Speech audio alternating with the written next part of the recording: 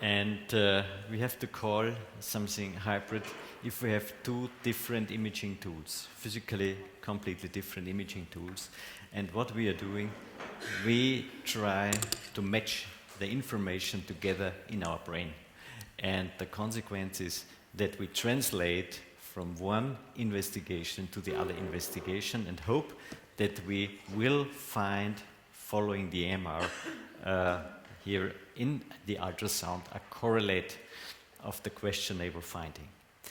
Now, if we go into the literature here, it's one example. That means it's published by Meisnitzer, Dershow, Lee and Liz Morris, published in 2009, ultrasound following breast MR, and I would say it's rather clear that if we have a mass visible in MR, that we also have a good chance to find a correlate with ultrasound in the breast.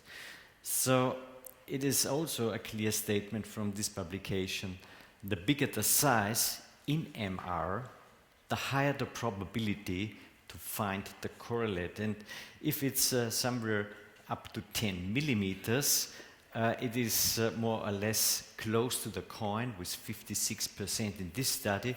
If it's bigger in size, up to 50 millimeter, about 3/4 of these lesions can be correlated, or let me say there's a presumed ultrasound correlate. If you go for the non-masses, this is the pretty much more tricky situation.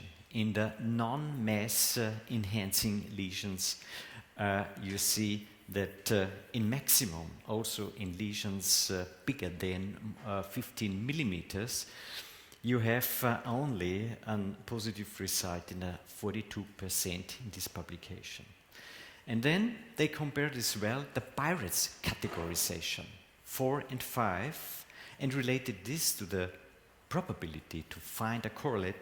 And here, if you say Pirates 5 to a mass or to a non-mass, in both cases the probability is relatively high to find with ultrasound the presumed correlate. In, let me say, masses 81% and non-masses 75%. And this is another important tip and information we have to say. If you find something with ultrasound where you think this fits together, and you go for the biopsy and the ultrasound guidance, always place a clip which is afterwards MR visible. Because if you get back a benign histology, you have to make clear that this is really fitting to your MR problem. So this is a very important tip from this paper. Rather similar results here are coming up from a paper also presented in the HAR in the year 2010 from AB and colleagues, and they as well showed the masses are the lesions where we have a good chance to correlate, and the non-masses are the problem. Here, another kind of hybrid fusion and hybrid or hybridization. That means this is a screening mammogram, and we find in this lady in the left breast, rather close to the chest wall, a tiny mass lesion. And this is the magnification from this area. So in both planes there is something we have to work with. The first look ultrasound was negative. I couldn't find any correlate. After this, I went for an MR, and it was completely clear there is a tiny mass in the breast, and we have to deal with this. So the next point, second look ultrasound after MR. The second look ultrasound after MR was negative as well. I couldn't find this little tiny lesion. So stereotactically, I had a problem with the vacuum aspiration biopsy in this position, but it was probable for me, it was possible for me to bring in a marker, an Iopamiro collagen marker, And then I went again to a third look ultrasound, and you see the result. This is the marker, visible with ultrasound as well, and close to the marker is this 6 to 4 millimeter lesion in the left breast. Afterwards, I performed the ultrasound-guided core needle biopsy, and it was nothing else than a tiny breast cancer, an invasive breast cancer. So the third look, with the helpful work of this marker, made it possible to more or less finalize this hybridization. Now, the next point is, can we use some technique to get this more precise, more and easier, to catch these targets quicker? And on the one hand, there are some publications showing some techniques. For example, here you investigate with ultrasound after the MR, putting also a marker here onto the skin and correlate it with the MR, and afterwards you go to a more or less same situation with ultrasound and try to find and to catch these lesion, this little lesion here in the breast. So this is one option, I would say a rather difficult one, and not really for the everyday use senseful.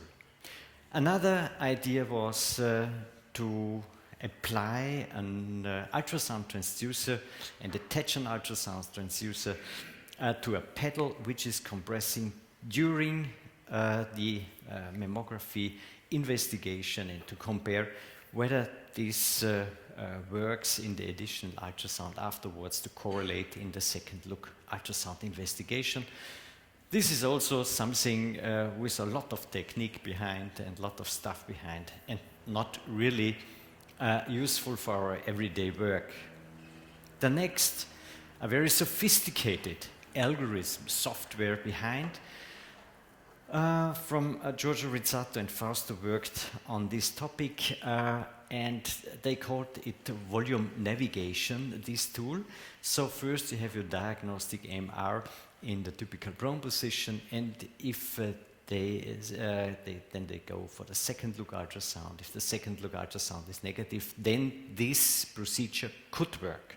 That means they go for a supine MRI with the body coil, and with the data set from this information, they are going afterwards to ultrasound. And you see, attached to this ultrasound transducer, you see some receivers, and you have also a transmitter close to the bed when the ultrasound investigation will be performed. The information of the MR is on the right half of the screen, the information of the ultrasound machine, of the ultrasound monitor of the machine. On the other half, you have the information from ultrasound, and then you can correlate here these two different imaging modalities and match them together. This is called volume navigation co-registration.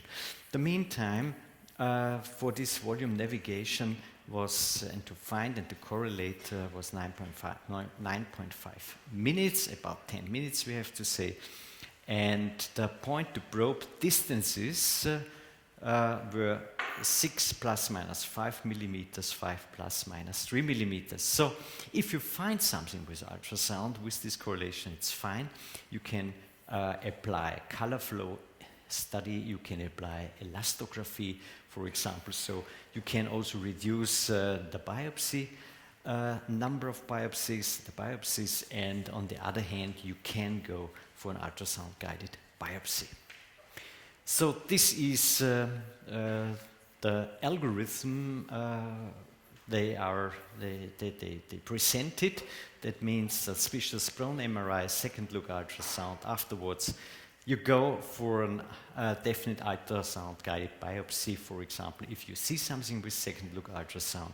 If it's indefinite, you go for a supine MR for the MR ultrasound registration, and afterwards, if ultrasound is suspicious versus non-suspicious, if suspicious, you go for the biopsy. Under ultrasound guidance, if you don't find anything, you have to go for the MR-guided biopsy. So this would be an option to separate all these lesions, which can be, let me say, found by this co-registration and volume navigation tool. And I would say this is also a very, very specific, very sophisticated technique. In my department, I do it in a pretty much simpler way. And this more simpler way is what I want to present you now. First, the lady will be in a position as we go for ultrasound before performing MRI. That means in an oblique position, raised arm upwards like that, and then we measure the distance from the nipple, 5 centimeter distance from the nipple. We attach in the 12, 3, 6, and 9 o'clock position such a nitrolingual capsule, Adalat capsule, for example, nicely visible, vitamin E pills, whatever, which is nicely visible with MR. That's the point. But this is the situation of the afterwards position you go for ultrasound, for the ultrasound examination. So you see these markers in your MR, and you realize that in the MR, if the lady lies in the supine position, it changes completely. The 6 o'clock position is somewhere in the 7 to 8 o'clock position compared to the investigation situation with ultrasound. And for example, if there is a bigger space-occupying lesion in the breast, you have a dramatical change between the situation under ultrasound and the situation under MR. That means you change from 3 o'clock somewhere to 4 o'clock, from 6 o'clock somewhere to 8 o'clock, from 9 o'clock somewhere to 10 o'clock. And you have to keep this in your mind if you go afterwards to your second look ultrasound, because otherwise you are always screening the wrong areas in the breast. And this should be a case to underline this procedure. Here it is quite simple to see in the 10 o'clock position of this lady the breast cancer. It's definitely not challenging with ultrasound as well. It is a palpable breast cancer in the 10 o'clock position. Histology revealed an invasive ductal breast cancer. All other things which are visible with mammography are cysts partly filled with a little bit more echogenic secretion, but nothing which is suspicious of being malignant. So, in the preoperative setting, we performed an MR, and the MR showed nicely this cancer on the one hand, and also some other benign findings in addition, what ultrasound and mammography also had already shown. And in the 4 o'clock position, an additional finding which was suspicious for being a breast cancer in the 4 o'clock situation from MR. Now, that means if you go with this information towards ultrasound, you have to make clear the table position is 51 of this small lesion, and this is the breast now under ultrasound position. And that means first you have to measure the distance from the mamilla, 5 centimeters, then you go back 2.1 centimeter upwards. This is the position and the level where the lesion should be visible. And we know from the MR it is in the peripheral third of the parenchyma. So you start in the periphery with your transducer, and very carefully you study the following situation, the following parenchyma. And here you can find this lesion It's about an 8 millimeter lesion, and afterwards it's clear you go for an ultrasound-guided core needle biopsy. I brought in a marker first because it was a lesion rather difficult to visualize before performing the core needle biopsy with ultrasound.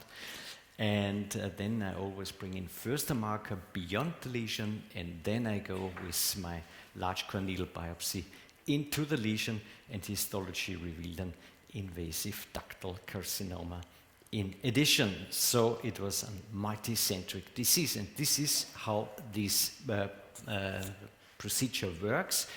And I can just show some other examples, only just to highlight this: a 5 millimeter cancer, 5 to 3 millimeter cancer, or here in this situation, a 4 to 4 millimeter cancer, and another one also about 5 millimeter cancer in size. Summing up, we can say that the presence now is dominated by the complementary hybridization. That means we try to translate from one imaging tool into another imaging tool. The hybrid fusion at different levels is available, actually, and we have to say there is a limitation for the second look ultrasound hybrid fusion, especially if we are dealing with non-mass contrast enhancement. Thank you for paying attention.